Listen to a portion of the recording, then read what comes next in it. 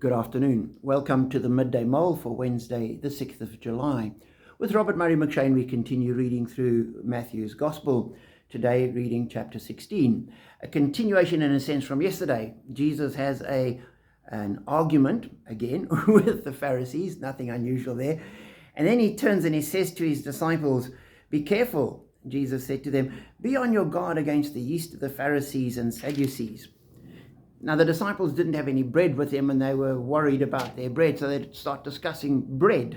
And we're told, aware of their discussion, Jesus asked, "You of little faith, why are you talking among yourselves about having no bread? Do you still not understand?" And he reminds them of what happened with the 5,000 and the 5 loaves of bread and the 4,000 and the 7 loaves of bread. Bread's not a problem. And we're told, then they understood that he was not telling them to guard against the yeast used in bread, but against the teaching of the Pharisees and Sadducees. So once again, the disciples, just like me and so many other people, get things wrong, misunderstand, jump to conclusions, and find that they're barking up the wrong tree. And Jesus gently points them towards the right tree to go and bark at. But then, it continues, Jesus then asks them, who do people say I am? And they say, various people say various things. And then he says, what about you? And we're told, what about you? Who do you say I am? Simon Peter answered, "You are the Messiah, the Son of the living God." And Jesus replied, "Blessed are you, Simon, son of Jonah, for this was not revealed to you by flesh and blood, but by my Father in heaven."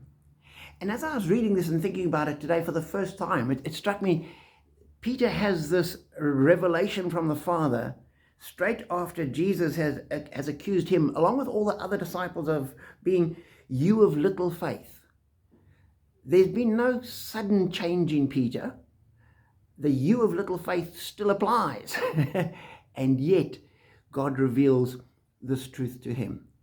And for me, that's a great encouragement, because so often I'm entirely dependent on God. And when I think I can depend on myself, things will go awry.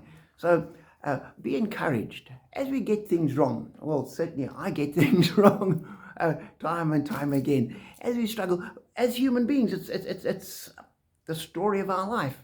God knows this. He knows that we, like the disciples, are "you of little faith." And yet at the same time, God works through us and reveals his truth in us. God still uses us, and that is a great blessing. So don't worry that you're not perfect. Just be available for God to use, and be blessed.